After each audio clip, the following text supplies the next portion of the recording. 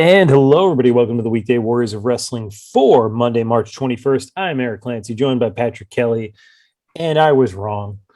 A few weeks ago, I posted how this was totally a work with Cody, and um, obviously, as we have learned in the last few days, it is not. And he's signed with WWE, and he's going to be wrestling Seth Rollins at WrestleMania. And yep, I mean, you win some, you lose some, but yeah. So in fact, Raw is happening, I think, right now. I'm not watching it right now, but it is happening, and I will say this though, holy shit, what a dumb way to debut somebody, and what a dumb nobody looks good for this because Seth Rollins for some reason can't get on to WrestleMania, which God, there's so many issues there. Number one, but Pat McAfee can, and so can Johnny Knoxville and Logan Paul. Well, you can in WWE canon, you can either steal somebody's spot by signing the contract, even though it's not in your name, or you can just challenge somebody. So why didn't Seth Rollins it would have been funny if he and Kevin Owens had just been like, you know what, we're still friends, but we need these matches at WrestleMania, so we're gonna have to fight each other, and they just orchestrated that to get on the show. It's so fucking weird, and yeah, it's weird when it's we got to get on the show, as opposed to there's things necessitating it being on the show, so yeah, I mean, but that's WWE. The only really well built up match is Brock and Roman, and because of course it is, and I don't know, I guess Bianca and Becky and maybe Ronda and Charlotte, but those are just the people they care about, and that's it. And everybody else, they're whatever. We got celebrities. We got plenty of those. Yeah. Meanwhile, Dynamite, which we're starting the road to Double or Nothing, which you decided to be a little bitch and buy a house during, so you're not going with me.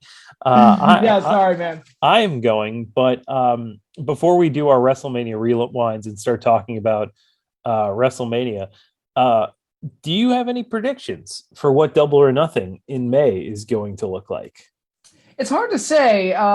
This past episode of Dynamite kind of wrapped up the big women's story, which was Britt and Thunder Rosa finally doing the title change there. So it's really, I don't know. It's kind of up in the air. I think MJF and Wardlow is almost a guarantee. Yes. But other than that, as far as who Adam Page is going to face, I'm not entirely sure. And I guess the women's division is still Thunder Rosa's the champion now, so they got to find something for her. Tag division will probably get, we might get a blood and guts match of that Elite Civil War thing that we've been speculating on for a while. Mm-hmm. Yep.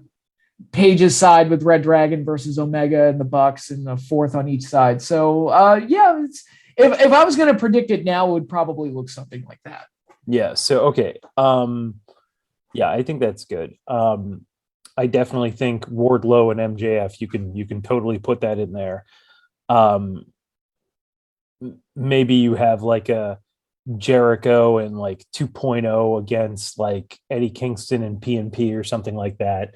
Mm-hmm. But there's so much time with that. I don't know if they're gonna be able to string that along. The Hangman Adam Page thing, and it's I will say this, it's interesting not knowing what's going to happen. It's where do we go? It's obviously not going to be Adam Cole, like you said. It's going to be that Elite Civil War, that Super Click versus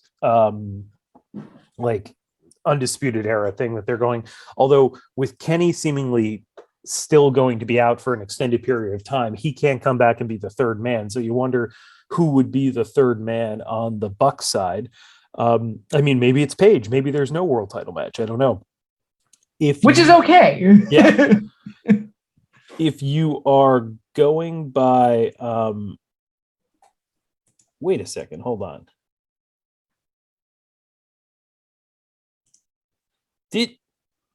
Okay, this seems odd.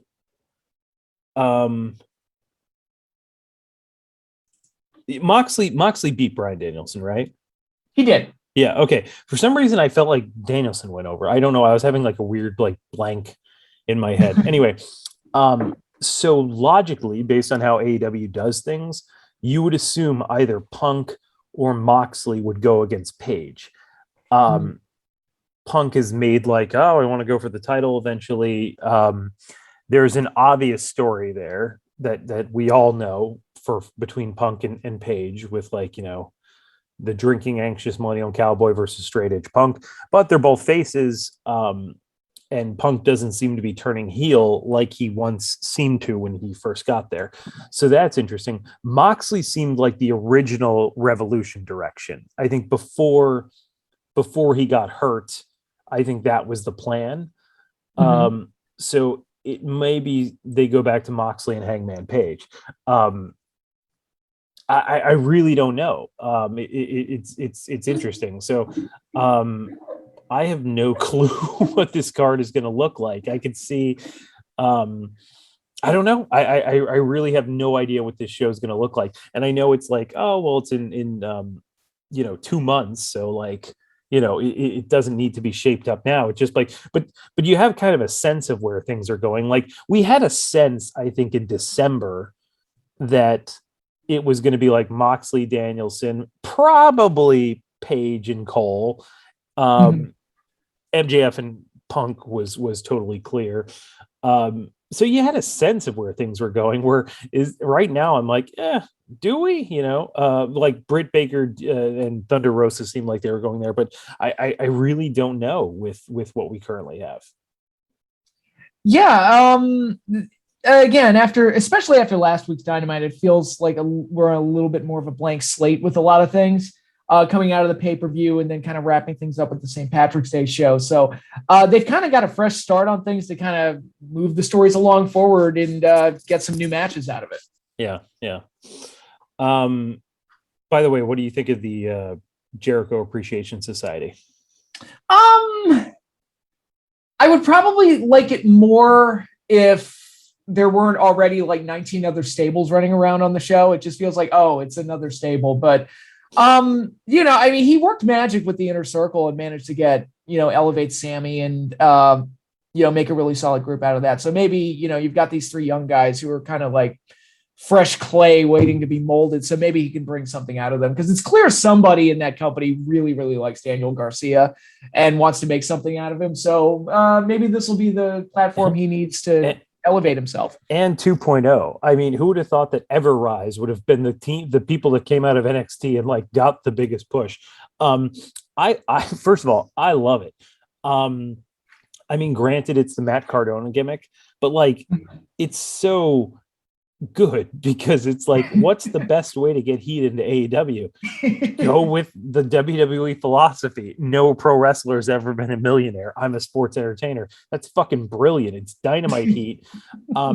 It shows an understanding of like the basic fundamentals of your audience. Like, people shit on like American Top Team and like Dan Lambert and stuff, but like, what they're like, that's the Jim Cornette promo, right? Like they're like, hey, what don't people that watch our show like? Well, it's this and this, and like, okay, that like makes sense. WWE never seems to know what that is. They're just like, just say you people and like yell at people and that'll do, But AEW is like, well, how can we get this guy like or girl or whoever really unlikable? And I think Jericho, like, first of all, he looks fantastic. He looks like the best. He's gotten himself in much better shape lately. Yeah, his hair looks great. His body looks great. It's a new character. Once again, a reinvention by Chris Jericho. So I think that's great. And dude, for a guy, I've been as critical of Chris Jericho as anyone in like 2020 and like 2021. Because at times he was out of shape. He would like pull that John Cena thing where he would find the most over guy and then start a storyline with him. But like, dude just had the second best match on the show at Revolution. Like, and the fact of the matter is, whether you like or you hate Chris Jericho, and I've said plenty of things about Chris Jericho, dude fucking gets the biggest pops in the arenas. He draws big quarter hours every time. You see like the guys that are always on top, and it doesn't really change from these two. It's either Jon Moxley or Chris Jericho, and like, stars draw ratings. So like he's been a huge asset for AEW. But yeah. So why don't we a big thing that happened, a tragic thing that happened while I was on vacation, while Patrick was getting stuff done, was the death of Scott Hall. I mean, it's been covered kind of endlessly. Tragic story, really. Like the narrative has kind of been that Scott Hall, moved past his drinking issues, but apparently, he would still go on and off with that, and like it was like DDP would come in and step in sometimes, but then he would fall back into old ways. Apparently the pandemic was really, difficult for him, which I can totally understand. Like these 2 years for like isolation and so apparently he fell down. Dave Meltzer reported that he fell down his stairs, broke his hip, and was alone for days until like, I think Sean Waltman or DDP, or I think DDP found him. Wow. Yeah. And then of course they did the surgery, and there was like a blood clot, and of course then he passed. But that's just a terrible story. Just awful, really. And you like, I mean, really beyond just us saying how bad it is.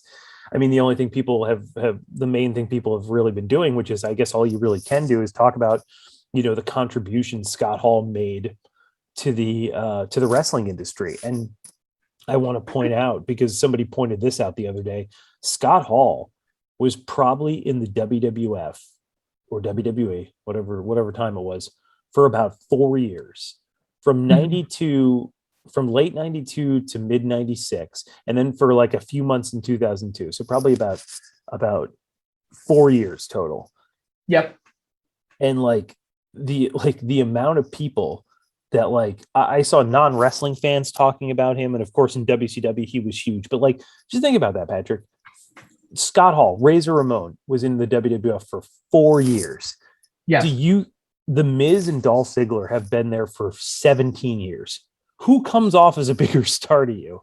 It's Scott Hall. And it's just like, it's just mind blowing that, like, it just shows you that, like, if, first of all, you have a creative platform that would allow and made stars back then, which they don't seem to be able to do now. Nope. AEW can, but WWE can't.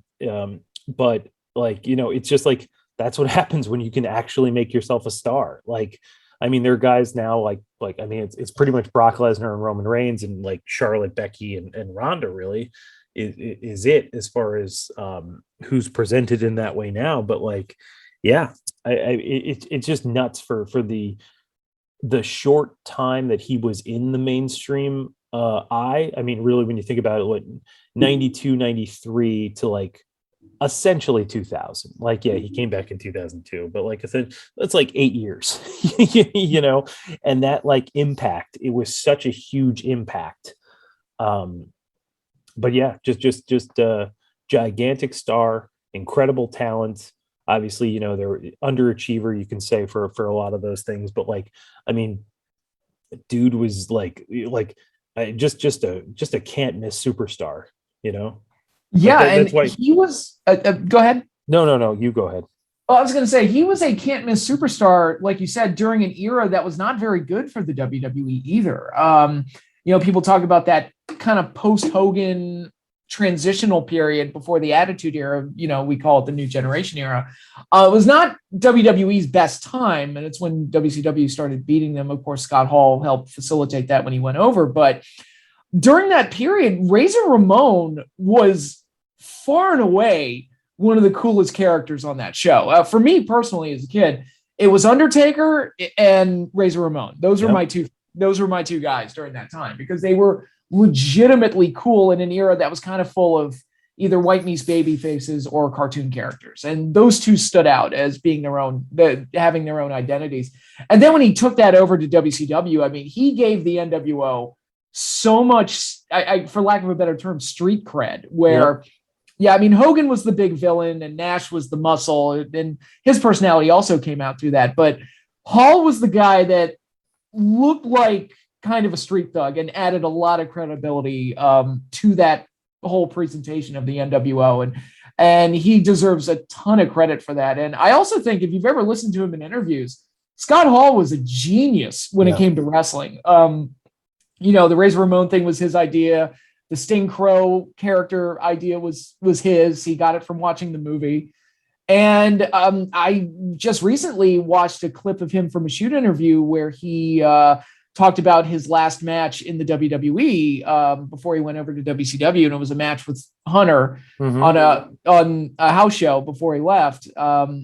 And he was so smart in talking about how the match was laid out and how he knew that the audience was going to be full of smart marks that knew he was leaving. So they specifically worked the match in a way to kind of play them and get them sucked into it. And apparently it worked. And it was like, man, this guy's a genius.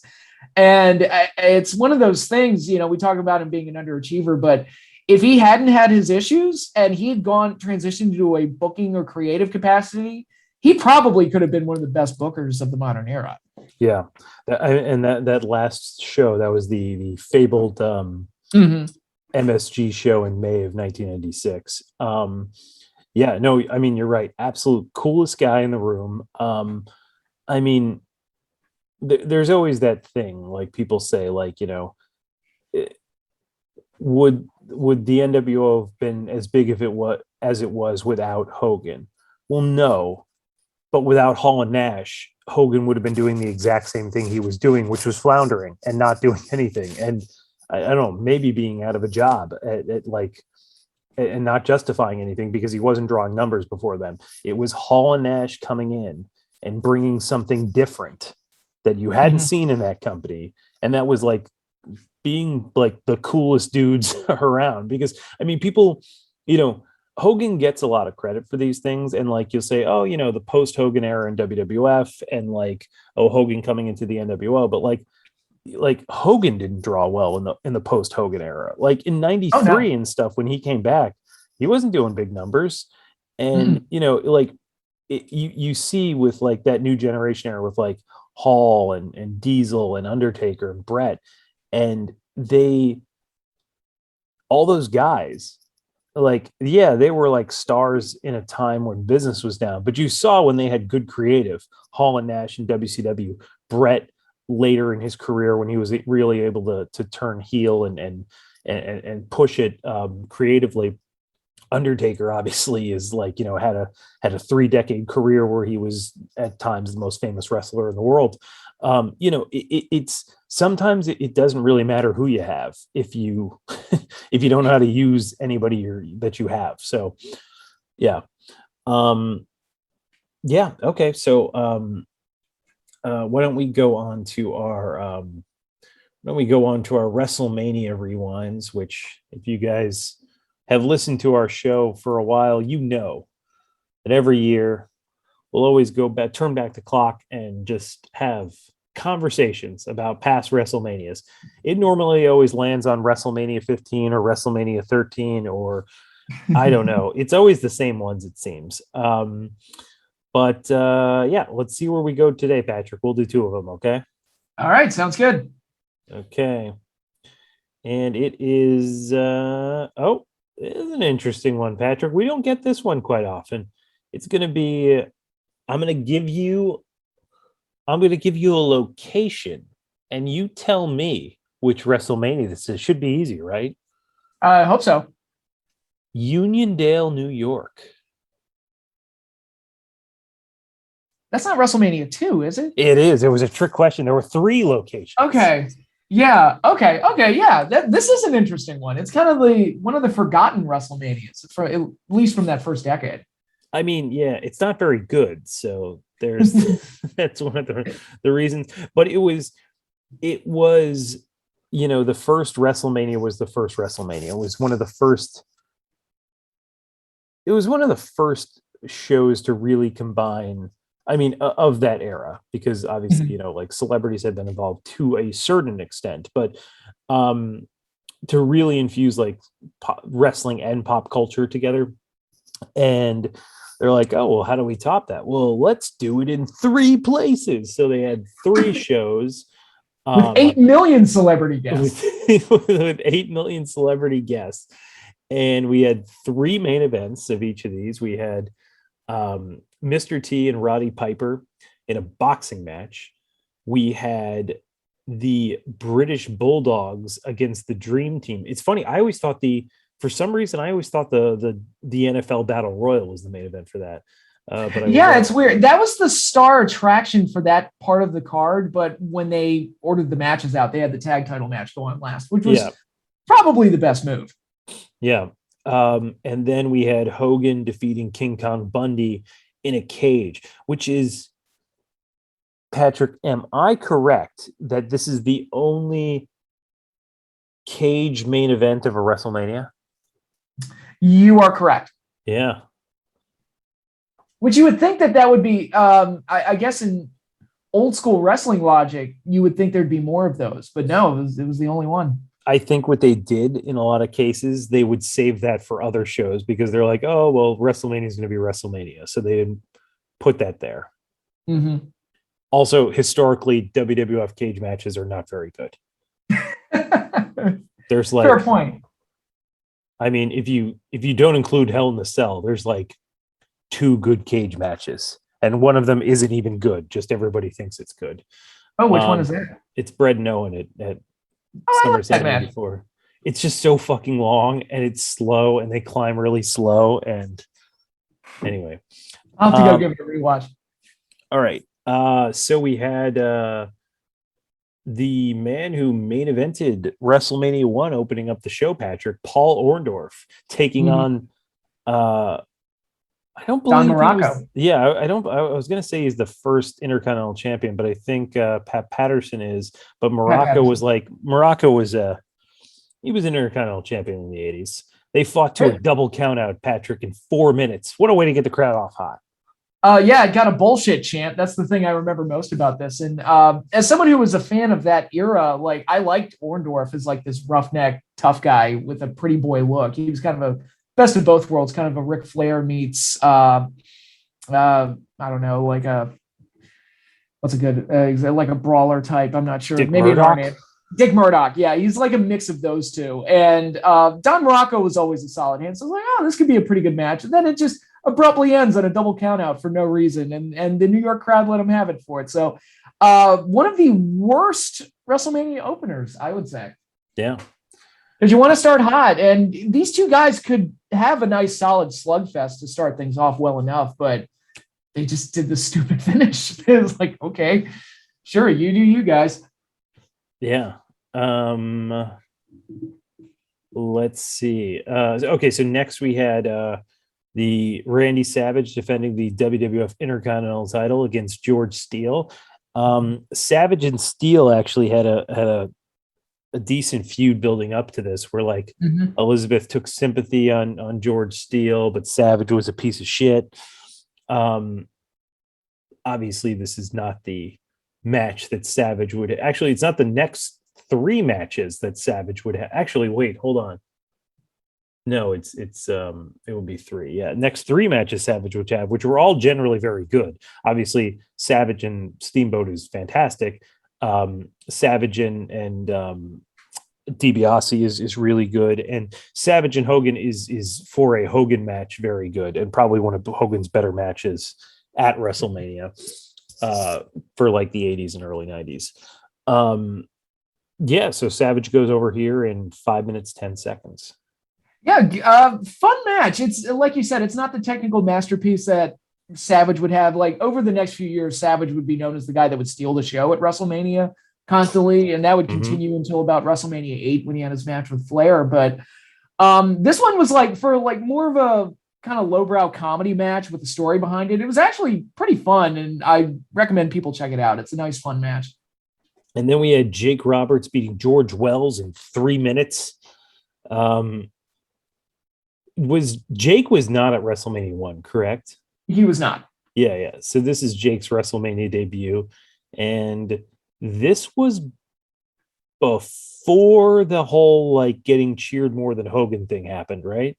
This was before that. Yeah, it's the Hogan thing happened, and 87, 88. Yeah, kind of like I would say late 86, early 87. And that's when they decided to transition into making Jake a face, which probably extended his run in the WWE, quite honestly. Because if he had been a heel and he'd worked with Hogan, Hogan would have chewed him up, spat him out, and that would have been the end of him. So it probably worked out for the best the way it did. But here, I think he was fairly new to the company, and they were introducing him, and he just killed a guy and threw Damien on top of him, and that was pretty much it. Which a lot of the early WrestleManias have matches like this, where it's like, we don't really know what to do with this guy, so let's have him kill somebody in a quick match to kind of be a cool down in between the bigger matches. I feel like the last time we had a match like that, I could be wrong, but I think the last time was the Shield against the Outlaws and Kane. Yeah, there was that one. There have been a few other ones that were really quick. Like I think Samoa Joe and Rey Mysterio had a match that went like a minute, but that was a title match. So it felt like it's not quite the same as what this one was trying to do. Yeah. It's like that one was just like, screw it. Nobody cares about the IC title, whatever. Yeah. All right. So next we had Mr. T beating Roddy Piper by DQ after Piper, did he body slam him or did he low blow him? I think he body slammed him, right? He body slammed him. Yeah. Yeah. Oddly enough, earlier in the match, he took and this match is not good. It's notoriously a bad WrestleMania match by the admission of even Roddy Piper.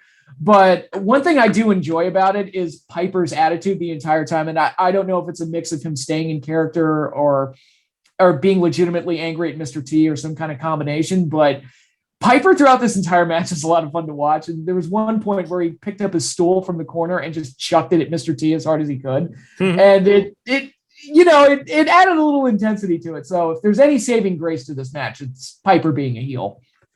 So after that 26 minutes of wrestling, we will leave the Nassau Coliseum and we'll go to Chicago, where we're then treated to a minute and 25 seconds of the WWF Women's Championship, the fabulous Moolah defeating Velvet McIntyre.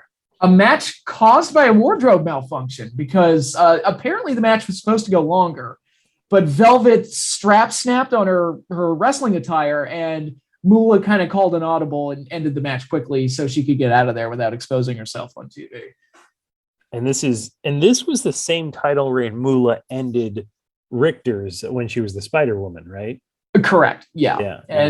This is a far cry from where the women's title was the year before, because the year before it was one of the main events. Oh yeah, Wendy Richter was like a huge like component in the rock and wrestling stuff. And this has been largely forgotten to time, but everybody remembers the Hogan Piper MTV special, The War to Settle the Score. But There was another one that was main evented by the women with Wendy Richter involved, and that one got a massive rating as well. And that one doesn't get as much credit, unfortunately. Was that was the title like a rhyming thing too? I vaguely remember that. It was some kind of title like that. Yeah, but it was like the brawl. It's not the brawl for all or like the war to end the score, but it was like the fight for right or something like that, right? It was something along those lines. Yeah. Yeah. All right. So even though they had that 1 minute match to open things up, things are going to get a lot better and a lot more intense because we're going to have a flag match next. It's going to go for 2 minutes and 5 seconds, and it's Corporal Kirchner defeating Nikolai Volkov. And fun fact, Corporal Kirchner later in his life became Leatherface and competed in Japanese death matches and like almost paralyzed people, including Mick Foley, I believe. Yeah, and this is an odd match. You mentioned his death match history. They actually got juice in this match, which is like, why are you wasting that on a 2 minute match? But whatever, Corporal Kirchner, to me, he was like, oh, it's Dime Store Sergeant Slaughter. Okay, cool. Yeah. Next. Yeah, exactly. Okay, then we have our NFL and WWF Battle Royal, which had like William Perry in it. It had Bruno Sammartino in his only WrestleMania match. Yeah, Bruno's in it. And of course, the trivia note, of course, is that the last person, I think it's both Hart Foundation members are in there, but Brett is technically the last one to go out in his in his green outfit. It was green or blue. I'd have to go back and look at the tape, but it wasn't pink. So it was kind of a Hart Foundation in its early stages. Yeah. Let me see. I'm going to see if I think it's green. I always remember. Yeah, but I'm looking at some of the names on here. Jimbo Covert. This is like So weird. Ernie Holmes. Yeah, it's like let's agree that it's turquoise. How about that? Yeah, okay. Russ Francis, Bill Fralick. So it's like if you like 80s football, there's a few big names in here. Yeah, yeah. But the real star of the match was William Perry, who was a part of the celebrated 1985 Chicago Bears championship team and was a folk hero to the Chicago crowd, and they responded accordingly. So, this match personally, I enjoy it just because of William Perry, because I thought he added a lot of energy to it. Also, holy shit, Dan Spivey's in this match. I did not know that. Yeah. They got some weird names in here. Ted Arcidi, one of those guys that nobody remembers but me. He was like one of the strongest people ever, and they were like, this guy's going to be a huge star, and that did not happen. No, it didn't.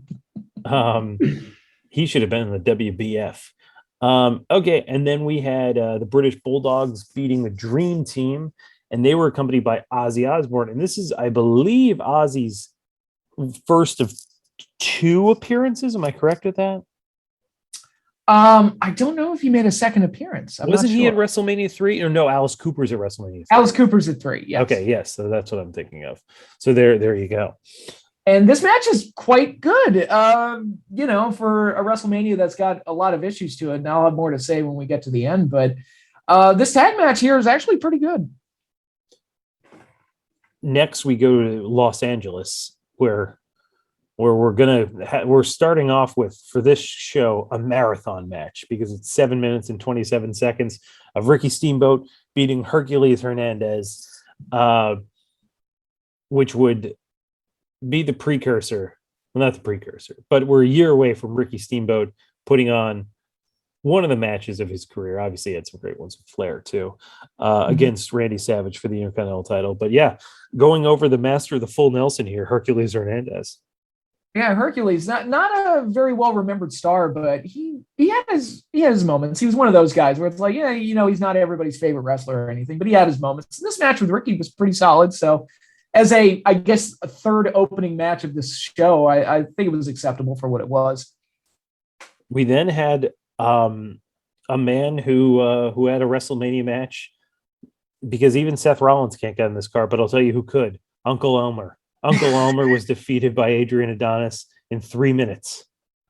One of the worst matches in WrestleMania history. I'm not even kidding. This thing is just repulsive to watch. It's just 2 fat guys knocking each other around. And Adonis would have a more acceptable match with Piper the next year, but this one is just, oh boy, it's what's the term JR used? Bowling shoe ugly. It's not a great one. Yeah. Then we had Terry Funk, and of course his older brother Patrick Haas Funk. Not Dory Jr.? Not Dory Jr. It's Haas Funk. Oh, okay. Interesting. Yeah. And they defeated the classic team. One of my favorite tag teams of all time, honestly. A tag team that when I think of like the Hart Foundation, and I think of the Rock and Roll Express and the Midnight Express, and Edge and Christian, the Dudleys, the New Age Outlaws, and the Young Bucks, and all those, I think of Tito Santana and the Junkyard Dog. Yeah, it's interesting. JYD was feuding with the Funks on TV, and that led to him having a few tag matches against them with Hogan involved. And Hogan had a match with Terry Funk on Saturday Night's Main Event, but obviously Hogan had bigger plans for WrestleMania. So instead of Hogan, he gets Tito Santana as a partner. So a little less interesting on paper, but the match itself has some hardcore elements to it that are a little ahead of its time. So again, one of the better matches on the show. And hey, Terry Funk gets on a WrestleMania. I'm never going to be upset about that. Yeah, his first of, I want to say, 2. Off the top of my head, yes. Yeah. And his next one wouldn't be for another 12 years. Yeah. And then we have our main event, Hulk Hogan defeating King Kong Bundy in a steel cage match for the WWF title. This is the beginning, or the beginning of a multi-year arc of Bobby Heenan trying to find someone that can take out Hulk Hogan. Yeah, and I think the match itself is not horrible. I mean, it's the first Big Blue Bar steel cage match, and I always like the look of the Big Blue Bar. I know some people don't, but I always felt it had an interesting look to it. it's not the epic WrestleMania main event that one would expect, but I would also argue that you didn't really get that type of storyline until the next year with WrestleMania 3. And I think WrestleMania 3 is kind of the blueprint WrestleMania that would influence all the others that would follow. And I think WrestleMania 2, it's still kind of finding itself. And I think here, Hogan Bundy, this is kind of a normal Hogan beats the heel type of match. And for that, it's fine for what it is, I guess, but it's nothing special. Yeah.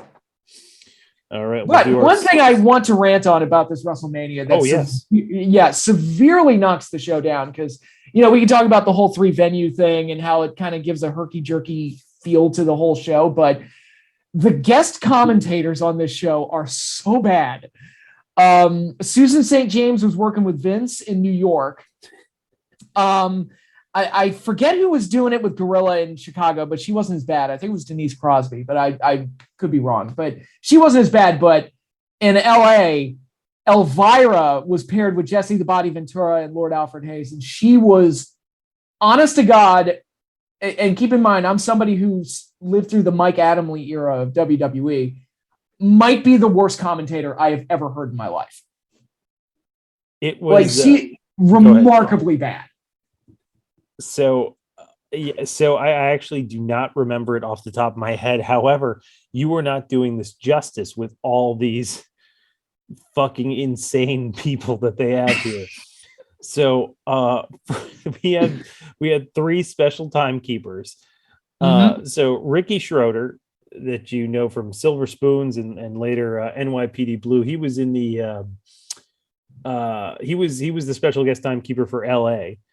Clara Peller was Chicago, and she was the Where's the Beef lady from the Wendy's ad campaign. And Vince just could not get enough of fucking of fast food burger ad campaigns, because his New York special timekeeper was Herb from the 1985 ad campaign for Burger King calls "Where's Herb?" The only guy who hadn't tasted a Whopper, which was, of course, a huge failure for Burger King, and they fired their agency and had to come up with a whole new thing.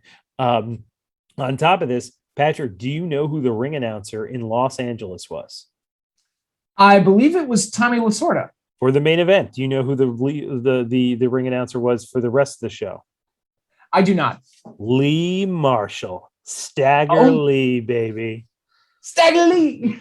Oh my God, that's awesome. Yeah, Stagger Lee Marshall from the AWA and later WCW, with like one of the best fucking voices ever. Was the voice of Tony the Tiger, by the way.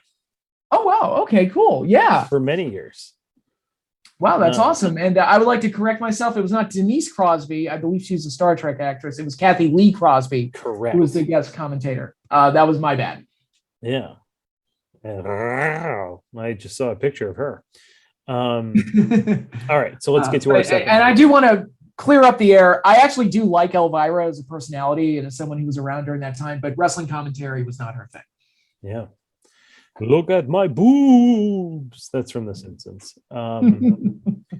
Okay, so why don't we go now to a place I like to call the Hoosier Dome, the heartland of America. Patrick, we're going to Indianapolis for WrestleMania 8. It had a double main event, Patrick. This is a special one for me. It was the first WrestleMania I saw live on pay-per-view. I know that one. I know that Patrick trivia. Yeah. So this is one I remember. I had T-ball practice that day, and I was like, "Dad, we have to get home. We have to get home. WrestleMania's on," because it wasn't on late at night. It was on like 4. Yeah. And I was like, "Dad, we got to get home. I gotta see Undertaker and Jake Roberts," because I'd become like overnight. I'd become like a huge Undertaker mark because he turned face, and that was all I needed. Like somebody. And I was super stoked for this. So it's a special one for me. This was like, so first of all, I'm sure it had the same effect on you. So this WrestleMania like started like, this was during like the sex scandal and the steroid scandal, and like business dropped off a fucking cliff after this thing. However, you wouldn't know it watching this WrestleMania, because if you were a kid, you saw this giant stadium and you're like, holy crap, wow, this is huge. They're so successful, not knowing that tickets were like $4 for like those seats. And that's kind of the brilliance and some of the marketing and the presentation of the product that Vince has done over the years. I mean, say what you want about him, but you like, if you're a kid and you look at this stadium and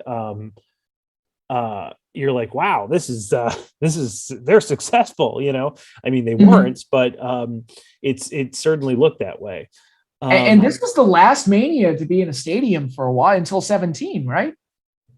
Yeah, if you consider 17 a stadium, it's I guess 19 I would consider but yeah, I mean, yeah, Astrodome is fine. Yeah, I think that's valid. Yeah. But they started doing when they got hot in the late 90s, they would do like, you know, smaller arenas, but the prices would be a lot higher. So that's always, you know, people think that like, oh wow, you know, they're doing if they do a stadium or something like that, then they're more successful than if they're running like MSG. Well, I mean, not necessarily, because theoretically, if you had a card in MSG, you could charge up the wazoo and you could make probably the same amount of money that you would make like if you were running a stadium. So there's different ways to do it. You can have more people for lower prices, or you can have fewer people but premium prices. So it depends how you slice and dice it. And this card, before we get into the card itself, I think it's important to talk about what this card was going to look like before a bunch of storyline changes took place. Like, I'm looking at this thing and I remember what the original plans were. Like, Hogan and Sid was not supposed to happen, at least a few months before. It was supposed to be Hogan and Flair. So Savage and Jake had their massive feud going, so that likely would have ended here. Undertaker would have probably stayed heel and probably would have worked with Sid, if I were to guess. And even the tag title match was supposed to be LOD versus the Natural Disasters, I believe. And then Hawk had his drug problems, which forced him to take the belts off of LOD, put them on DiBiase and IRS out of nowhere, and then turn the Natural Disasters face out of nowhere, resulting in a very strange tag title match with no heat behind it. So it's very interesting looking at this card, what it could have been if things had gone according to plan originally. Yeah, well, because like you said, your three big matches, the Hogan Sid one, the Savage Flair one, and the Undertaker Jake one, are all like, everyone in those matches was wrestling someone else like a month and a half before.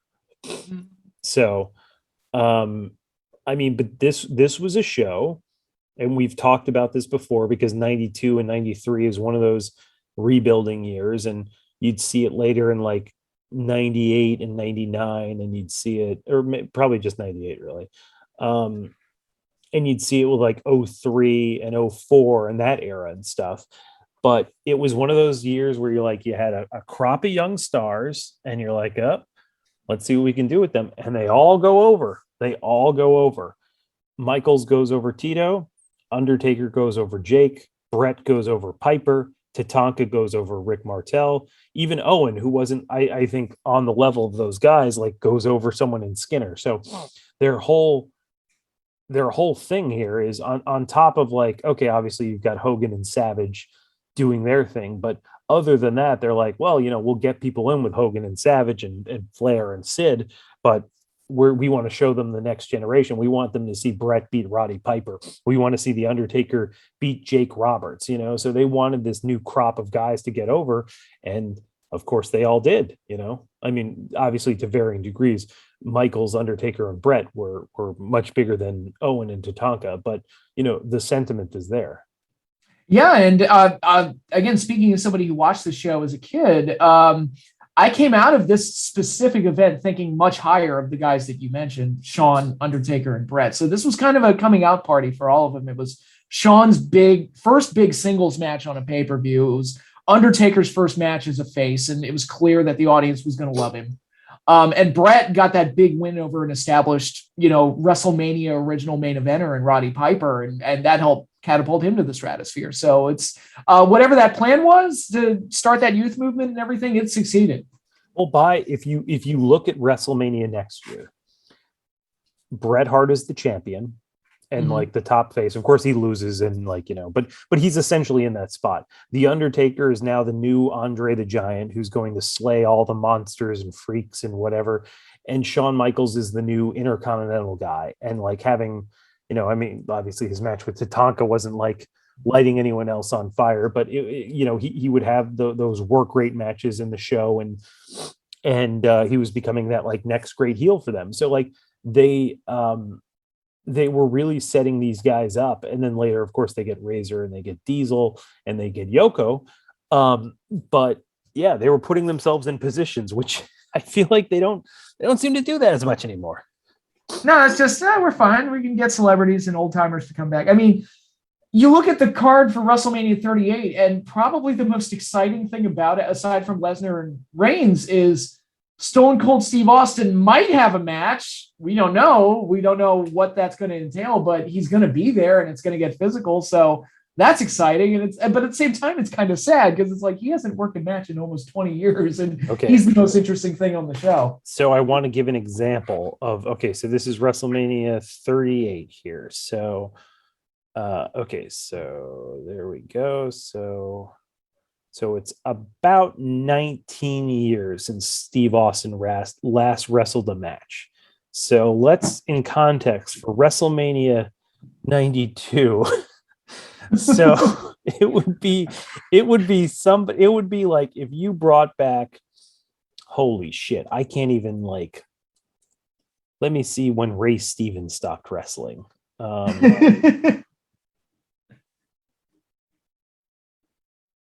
See, he retired in 92, so that's like that doesn't even work. I don't know. It's this, you would have to have a guy who last wrestled in 1972 coming back at the Hoosier Dome to wrestle like fucking Rick Martel or something, and that would be like the big thing.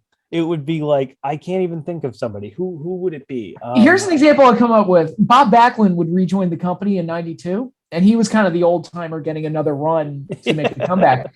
And he was on the card for Mania 9, where he basically just got squashed by Razor Ramon, as he should be at that point, because Razor was the much cooler star. But it would be like that match being treated like a main event, and us thinking that Bob Backlund's actually going to go over Razor. and Bob Backlund had 10 years less of a separation between his comeback than Steve Austin does. Yep. Man, it's nuts. Yeah. So we'll see what that fucking show is going to look like. I mean, this is, you'd think that it's, so here's, I guess, my question. Let's talk about this. I know our audience is mostly like AEW fans, and I get that, but let's talk a little bit about WrestleMania here. So the presumption, because this is the third time in the main event, that the presumption is that this is the year Roman finally goes over Brock in a WrestleMania main event, right? Because he's failed twice before for various reasons, and like, you know, Roman's, I guess, you know, he's slightly younger. He's like, what is he, like 30, 37, 36. And Brock is, you know, 44. So, you know, he's younger. He's a lot younger. So he goes over and he finally goes. So what do you then do with Brock? Like, does this finally end this endless fucking 7-year cycle of Brock and Roman? I would hope so. I mean, what else can you do with him? Yeah. I mean, you could have him wrestle other guys, of course, but that would be nice. Yeah. We'll see. I mean, it's also kind of sad because, you know, they've done this match twice before at WrestleMania, and we the first time we hated it going in, and then they kind of pulled themselves out of a nosedive by booking the match the way they did at 31. And then they did the match again at 34, and everybody hated it. It was a disaster. So it's like, you know, they're really trying to get some oil out of that well that nobody really seemed all that interested in the first place. Yeah. All right, ladies and gentlemen, I'm going to close us out here We appreciate you listening as always. Send us your, do we have mail, or do you want to do that next week?